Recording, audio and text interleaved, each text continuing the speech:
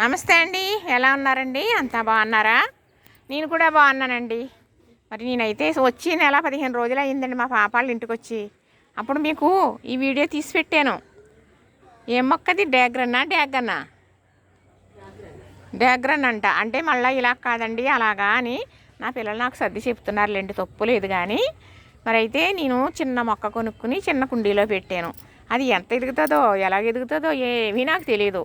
తర్వాత మళ్ళీ కొంచెం కొమ్మలాగా వస్తే ఆనందం వచ్చేసి ఒక మట్టి కుండలో పెట్టి గోడారిని పెట్టాను. ఆ గోడ పట్టుకుని పాకేసి రబ్బల కింద వచ్చింది. అది పువ్వే పోతుందో కాయే కత్తుందో నాకు అస్సలే తెలియదండి. మొక్కలు పెంచాను కానీ ఇలాంటి మొక్క అనేది నాకు తెలియదు.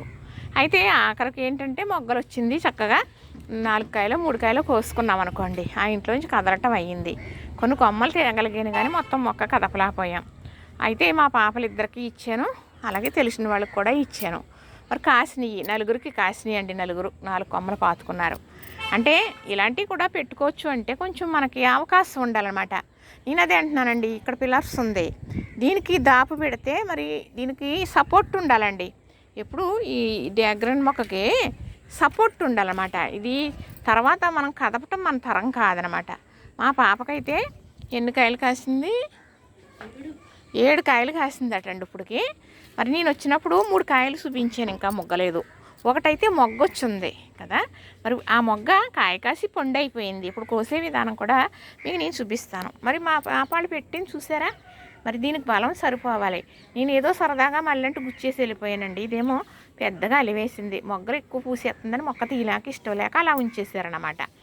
అయితే ఇది ఒక 2-3 మూటలు మట్టి పడుతుందండి ఇది, ఈ డబ్బా. మరి దీనికి బలం కావాలంటే అంత మట్టి వేయాలి. కానీ చక్కగా దీనికి గోడ సపోర్ట్ ఇచ్చారండి. గోడ సపోర్ట్ వల్ల మొత్తం మీద కొమ్మలేసింది కదా, 7 కాయలు కూడా కాసేసిందండి. ఈసారి మా పాపను ఏమంటున్నానంటే, ఈ పిల్లలకి చక్కగా ఇలా తిప్పగలిగితే బాగుంటుంది. అంటే ఇది మనం ఎదిగిన తర్వాత దీన్ని అటు ఇటు మార్చడం మన తరం కాదు, చేయలేము. మనం పెట్టినప్పుడే ఒక దాపు పెట్టేసి దానికి సపోర్ట్ ఇచ్చేసి వదిలేయాలన్నమాట. మరి దీనికి బిట్టు అంటే అదేనండి, దీనికి ఇచ్చేది బలానికి ఏంటి అంటే, వర్షం కురిసినప్పుడు ఏమీ మనం ఏ మొక్కకి కూడా, ఈ మొక్కకి కాదు ఏ మొక్కకి కూడా ఏమీ మనం వేరేగా వాటర్ కానీ మామూలు కాంపోస్ట్ అయితే వేస్తాం కదా, అలానా ఏమీ అయిన అవసరం లేదు. అదే కనుక మనకు వర్షం కాకుండా ఇలాగ ఎండలు అయ్యి కాసినప్పుడు ఏం చేస్తాం, చక్కగా నీళ్ళే పోసేస్తాం దీనికి. కానీ మరి మన ఇంట్లో కాయగూరలు తుక్కయ్యి మగ్గబెట్టి వేసుకోవడం మంచిది అనుకోండి. అయితే నేనైతే పొట్టు మినపప్పు వాడతానులేండి. ఆ మినపప్పు వారానికి ఒకసారి వేసుకున్నాం అనుకోండి, ఆ పొట్టు ఇంత వచ్చిందనుకో, నేను పట్టుకెళ్ళి మట్టి కుండలో పెట్టాను కదా, ఆ కుండలో కూరేసినట్టు పెట్టేసిద్దానండి. చెట్టు మొదట పెట్టేస్తే అదేమైంది, మళ్ళీ నేను పప్పు కడిగి మళ్ళీ పొట్టేద్దాం, అందులోకి ఆ పొట్టు ఉండేది కాదు. మొక్క అయితే బలంగా ఎదిగిపోయేది. ఇంతకీ మినప్పొట్టు బలమని మీకు ఇది చెబుతున్నాను అనమాట. అలాగా వేయొచ్చు. అయితే మా పాప అయితే మరి మంచి పోషకాలు ఇస్తుంది. ఎలాగనుకుంటున్నారు?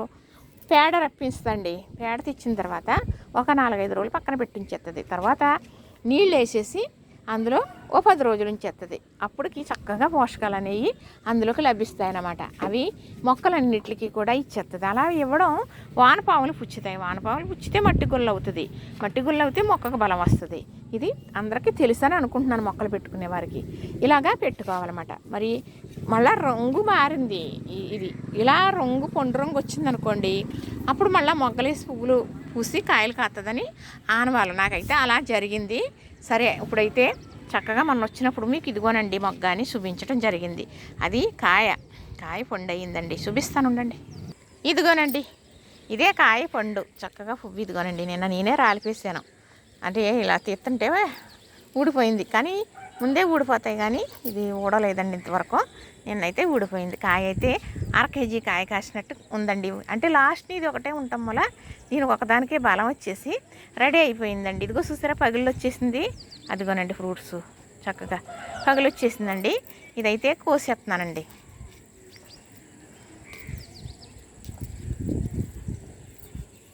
ఇది రేపొద్దుట పూజ దగ్గర పెడతానా అంటుందండి పాప.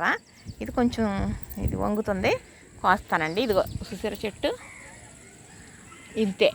ఇన్ని కొమ్మలకే 7 కాయలు వచ్చినాయి అంటే పోషకాలు ఇచ్చిన దాన్ని బట్టి. కానీ నేను తెచ్చినప్పుడు ఇలా పువ్వులు పోతుంది కానీ కాయలు కాస్తుంది కానీ తెలియదని చెబుతున్నాను కదా.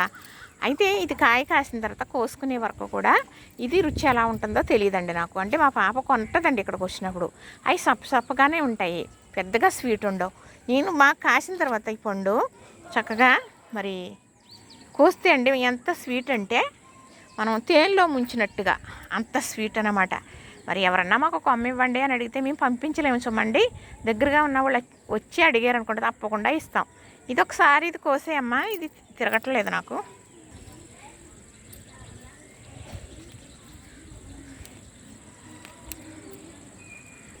ఇదిగోనండి చూసారా చక్కగా మన చెట్టు కాసింది. ఎంత ఆనందం అండి, నాకైతే చాలా ఆనందంగా ఉందండి.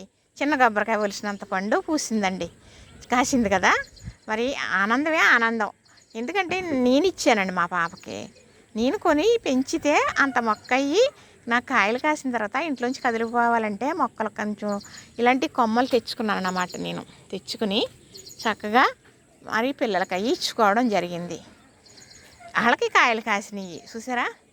ఈ ఆనందం చాలా ఆనందంగా ఉందండి నాకు.